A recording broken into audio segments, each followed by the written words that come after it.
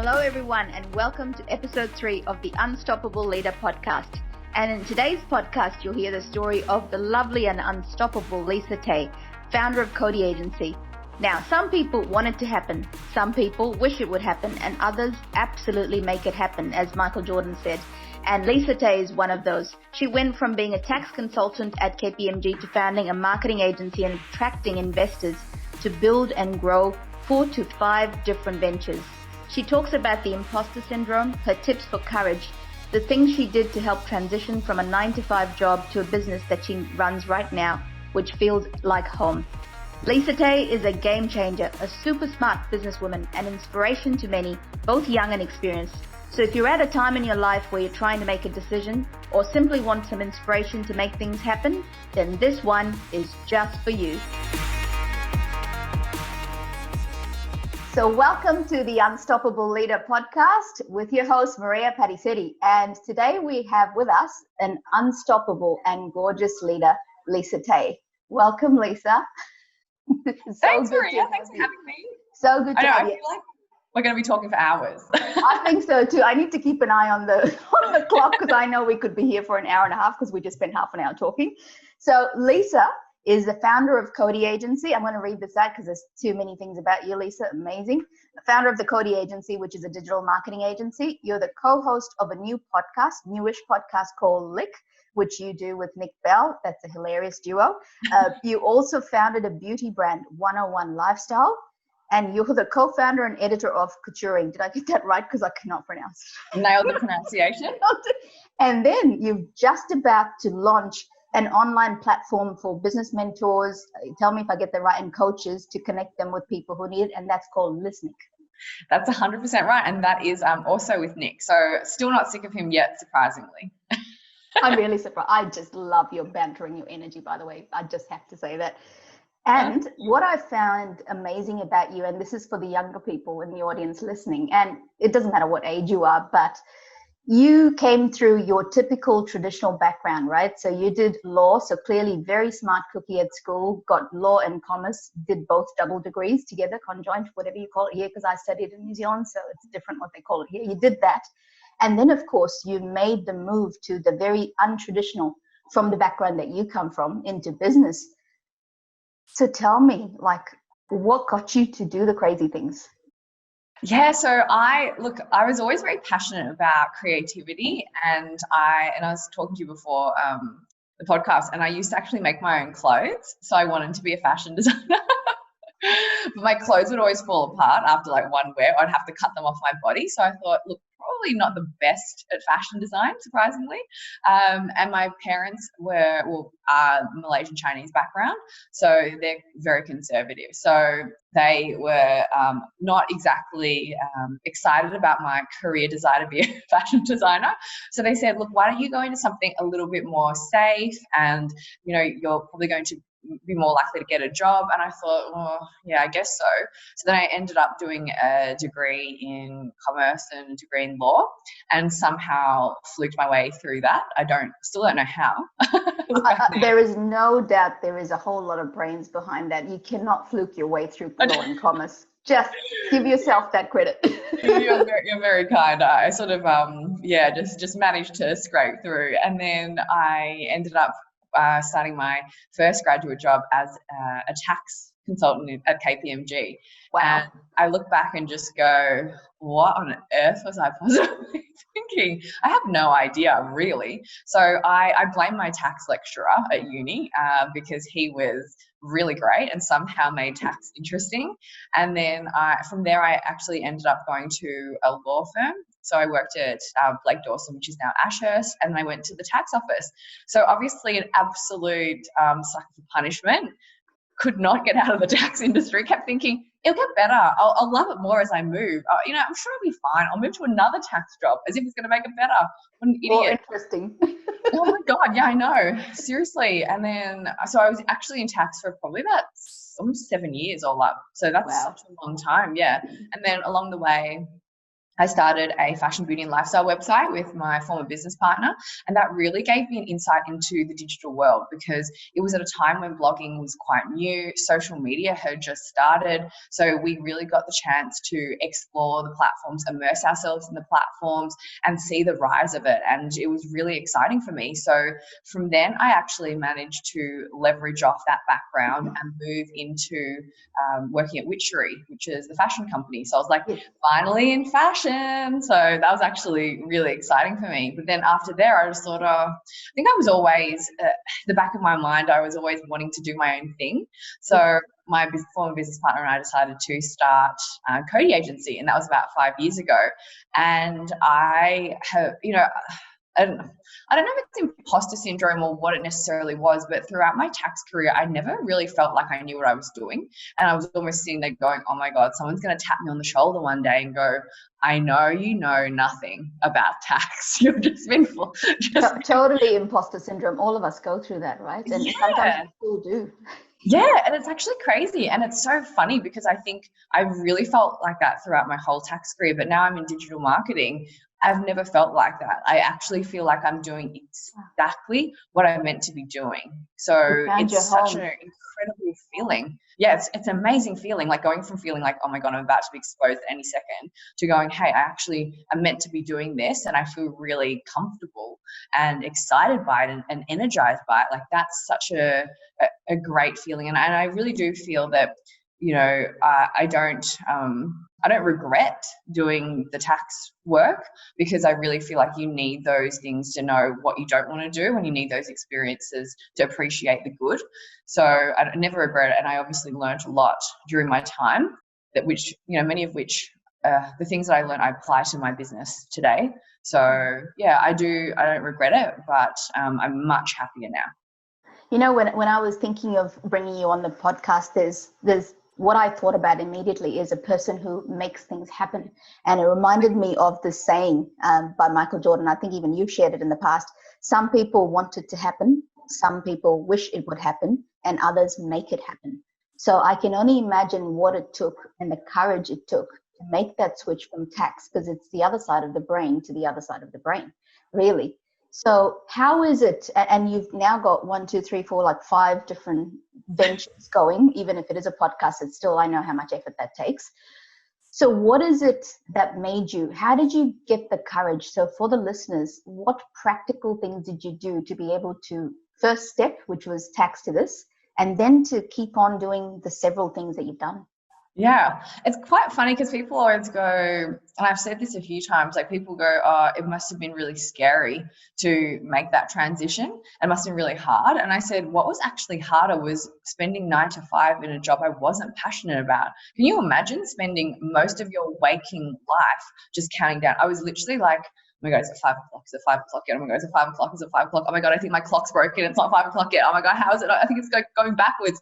And I spent my day just depressed. I was just really down. Like my mental health was like not great because I was so negative. Like I really just wanted to, I don't know, I was just waiting for the weekend. I was waiting for holidays. So the easier decision was actually going into doing something that I was passionate about, because imagine the energy that you get, like the energy shift. Yeah. So now when I wake up, I'm excited to go to work. In fact, like I work on weekends, I work after hours, because I really feel like it honestly doesn't feel like work, as cliched as it sounds. So for me, I personally found that decision ended up being easy because I really hated what I was doing before. And I'm someone who's very driven by a desire to be happy. So it wasn't making me happy, and it wasn't making me happy for a long time. So I finally made that shift. But I always say to people, you might be doing a corporate job and you might want to try something else. So I said, worst case scenario, you can go back to being an accountant or being a lawyer or being an engineer if whatever you want to do doesn't work out. And they go, yeah, I guess so. So I say to them, well, you're currently living your worst case scenario. And how does it make you feel? And when they think about that, they just go, oh yeah, like that's good. That's a good question, actually. A really, really good question. Yeah, because I sort of think, people, like they will always have that safety net to fall back on. But then, you know, if you let it, like you can end up being stuck in a job that you hate for years and years and years, because as time just goes so quickly. So you turn around and you go, oh my God, I've just been doing something I hate for 10 years. What a bloody waste of your life. Yes. So if you can almost turn it around the way you're looking at your situation, use it as something that's going to motivate you to make a change, because you have that ability. Like only you have that ability to change your situation. So if you're not happy with it, then bloody do something about it. Otherwise, stop freaking whinging. Exactly. And then you go ahead and start like 4 or 5 different things. So what's with so like, not only do you go crazy and switch from tax to creative side of things, and then you've got 4 or 5 different things. So exactly what's with that? Yeah. So how do you make that happen? Oh, I love being busy. So I hate just sitting around feeling like I'm wasting time. And because I love what I do, it doesn't feel like business. It doesn't feel like work. So, you know, when like Nick and I obviously have our own different businesses that we're working on during the week. So we actually spend a lot of our weekends working on listening to get it off the ground and after hours. So if you love what you do, and we were sort of talking about this on our podcast recently, like I think for us, businesses and running businesses and starting businesses, like that's one of our hobbies. So we actually really enjoy it. And I have to say, I've got the most incredible team around me. So they honestly work their absolute butts off. And as a business owner, it's really hard to, you know, find people that are going to help you execute your vision, and, you know, find people who are going to work as hard as you. But I honestly have the most incredible team, actually all women at the moment, not by any, all the men have been driven out for some reason. I don't know why. I'm not going to answer that one. I was going to do an evil laugh, but I won't.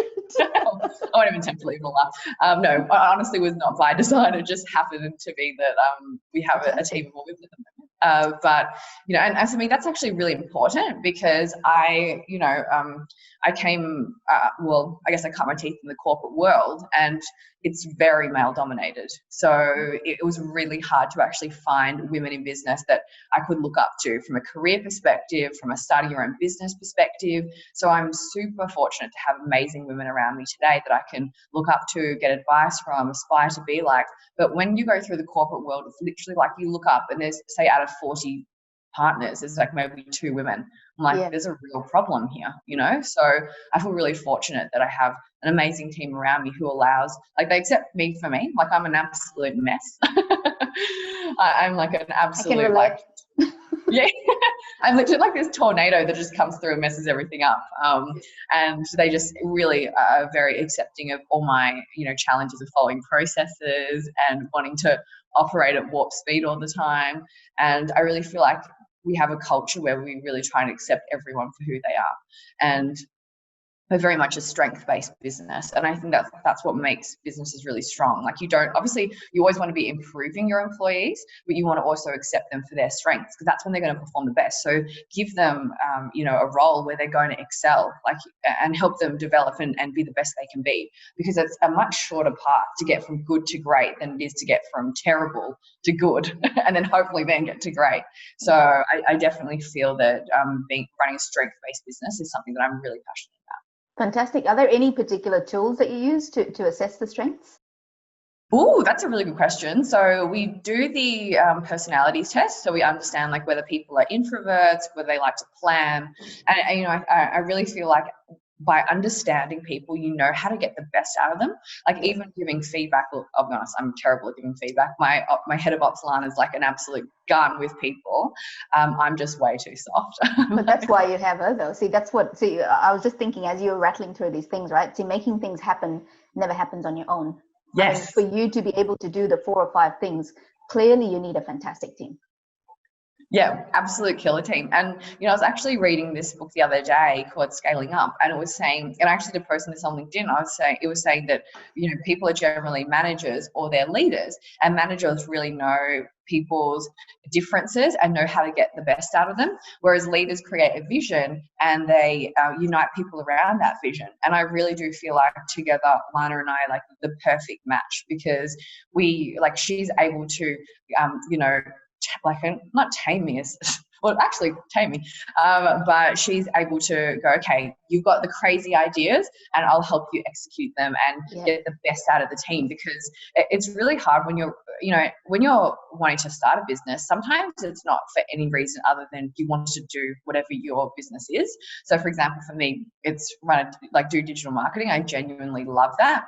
But then when I can see that because you're constantly learning new stuff. You're into TikTok now. That's a whole another topic. I know. But I literally immerse myself in digital marketing. I'm listening to digital marketing podcasts on the weekend. I'm trying new things on social. So for me, it's like a genuine passion. But I've realized that I'm actually a horrendous manager.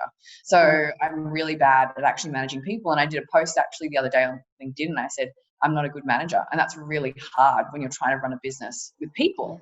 So, I think it's really important as, managers or leaders or people who are, working with others, to really be aware of what your strengths and weaknesses are and have that self-awareness. And I'm definitely not perfect, but I'm working on that all the time. But who is though, Lisa? I was just, as you were saying this, I was thinking, gosh, I think she's kind of talking about me. And we are pretty much the same person.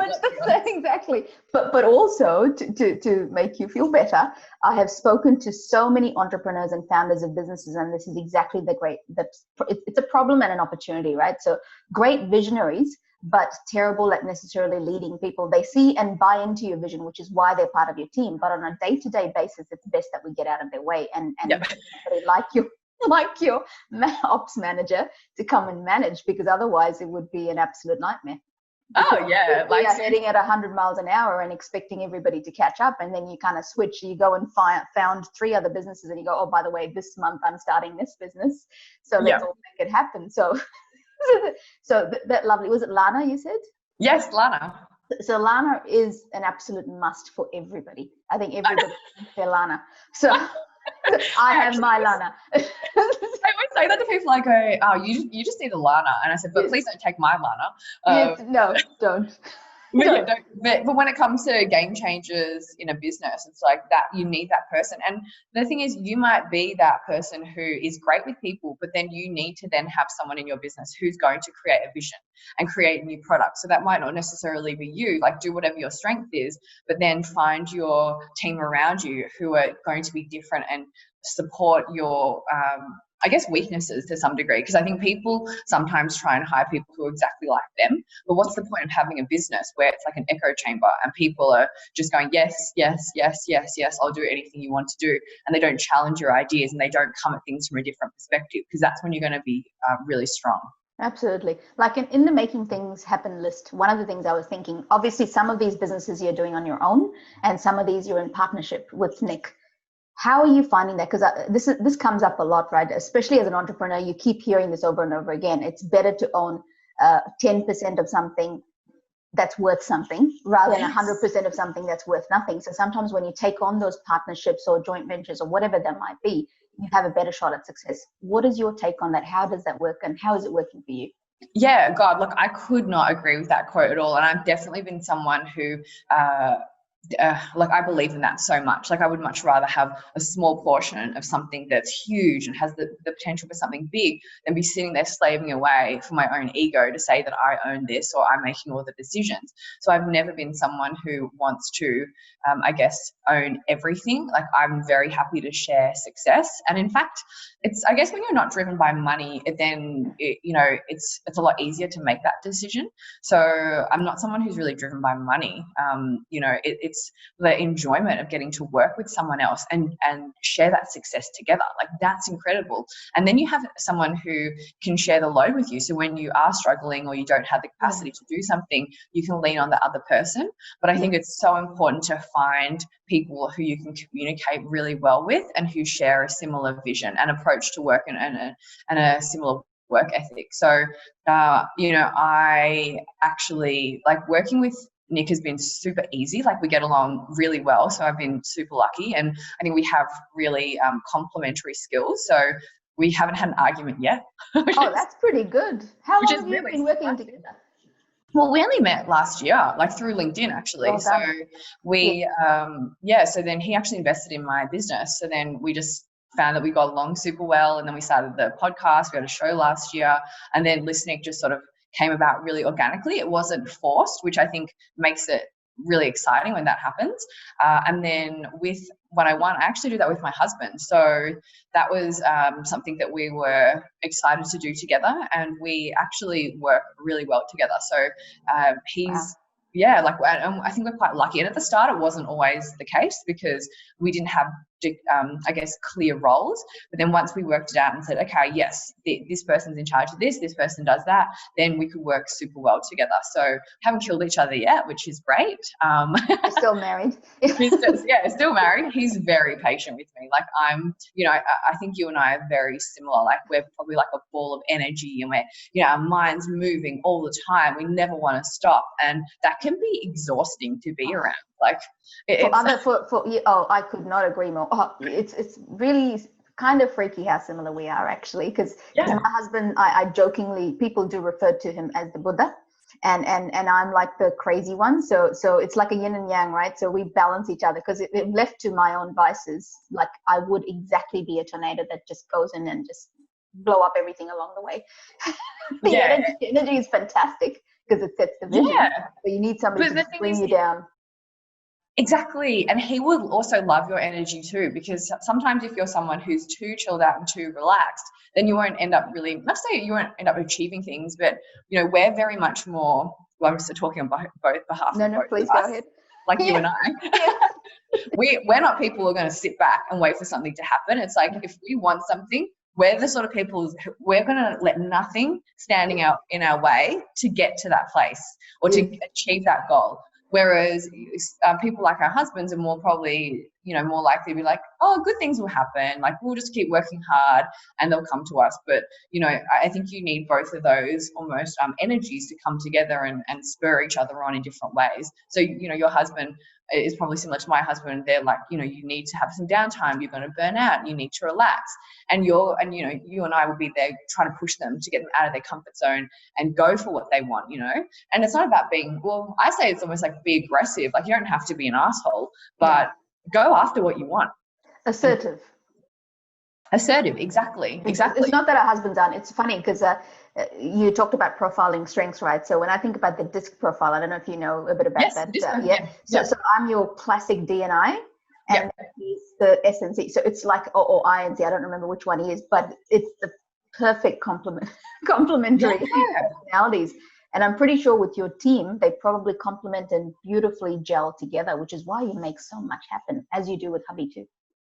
Oh, thank you. Yeah, I just feel really lucky that people, I guess, put up with me.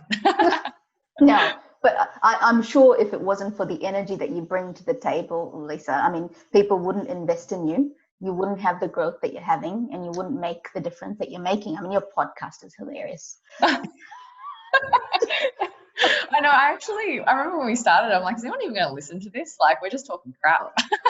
Yeah. Well, you're not. I think that there is an energy that you bring to that. And as we discussed, a little bit of entertainment, because otherwise business can be pretty boring. Oh my God damn, it's so dry. Like, I honestly, and the sad thing is, I look at what a lot of people, the content a lot of people are putting out, and it is so useful. It's really valuable, but the delivery is really dry. So the sad thing for me is that people aren't going to get the message because they're falling asleep or they've tuned out. Like they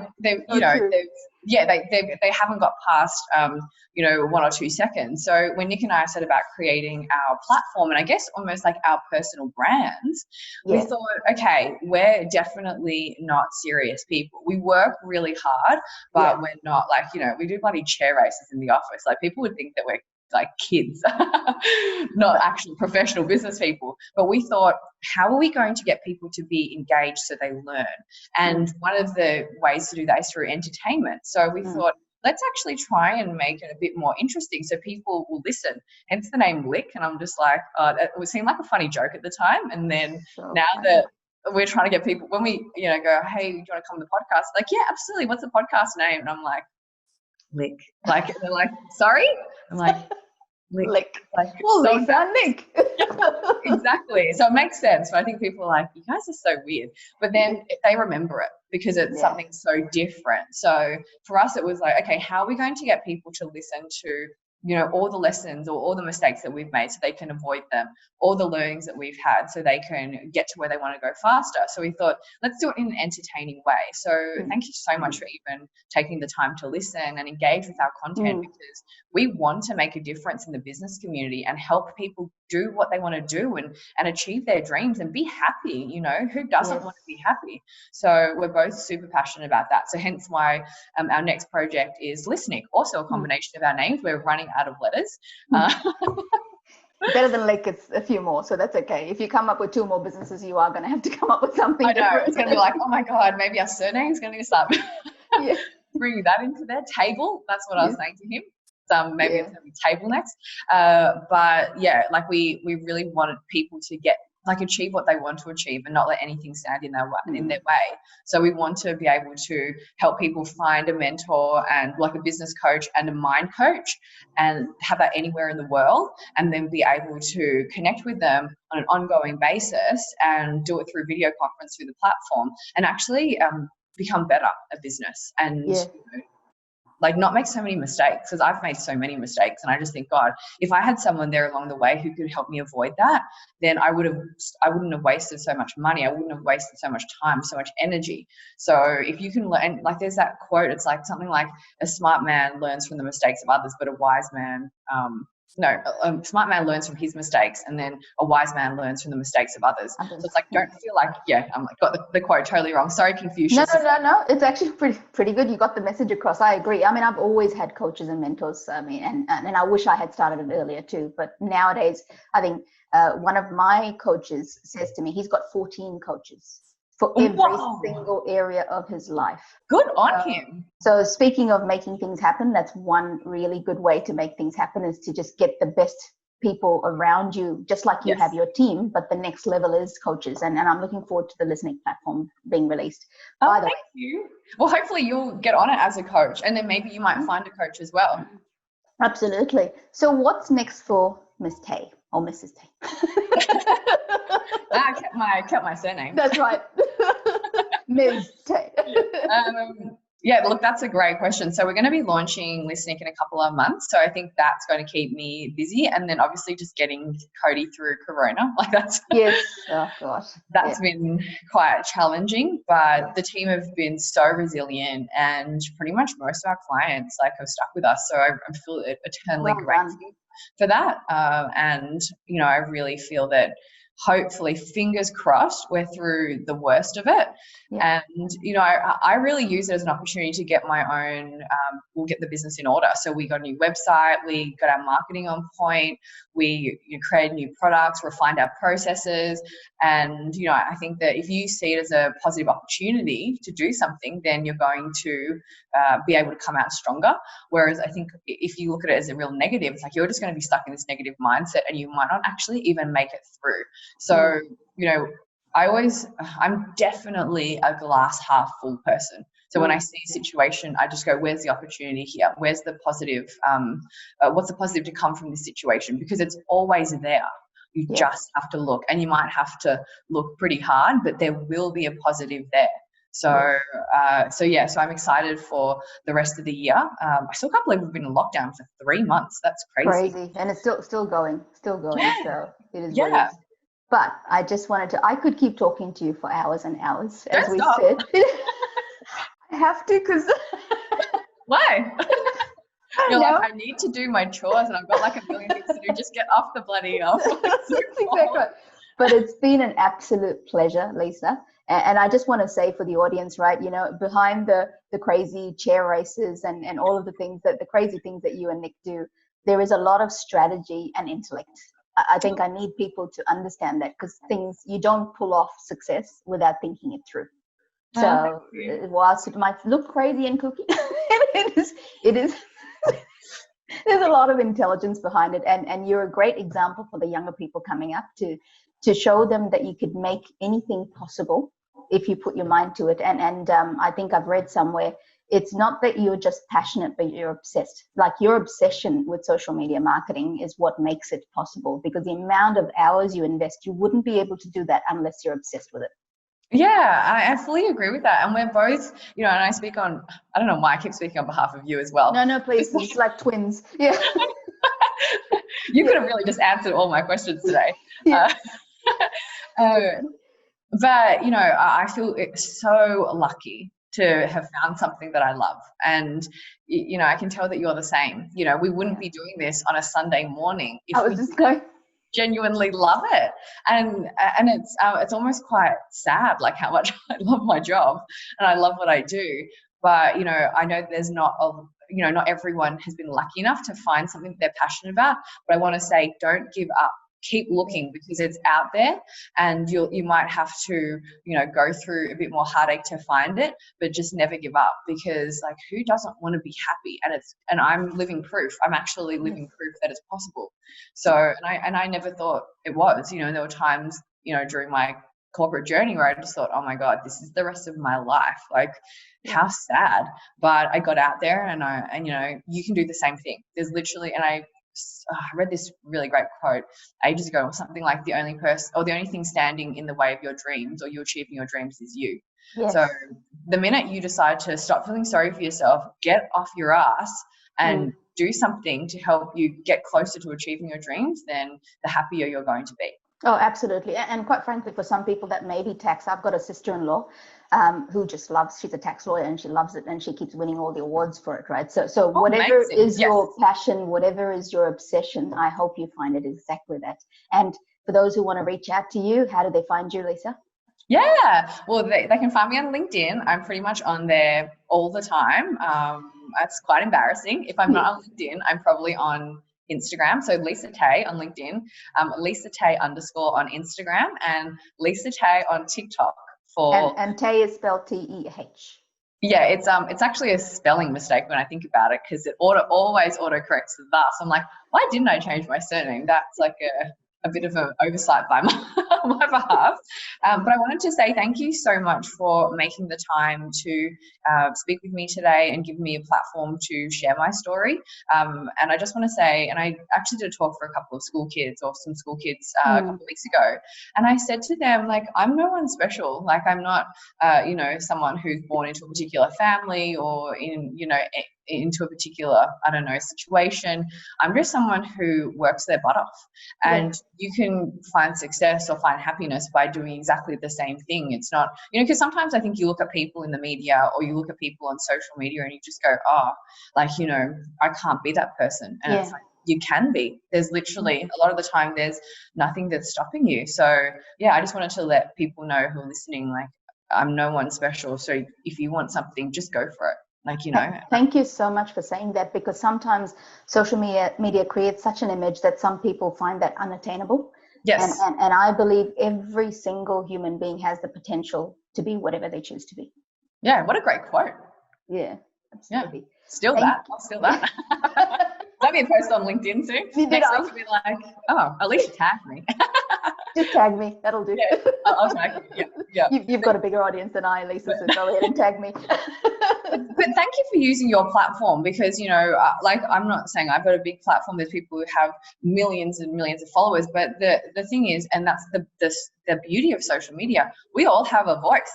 And we can all choose to use it. You can use it for good or bad. So you can use it to be a troll. You can use it to promote negative messages, or you can use it to encourage others and share your story and share your journey. So good on you for using your platform to actually give people a chance to help, you know, be a positive influence on other people's lives. Absolutely. And thank you for being an unstoppable leader.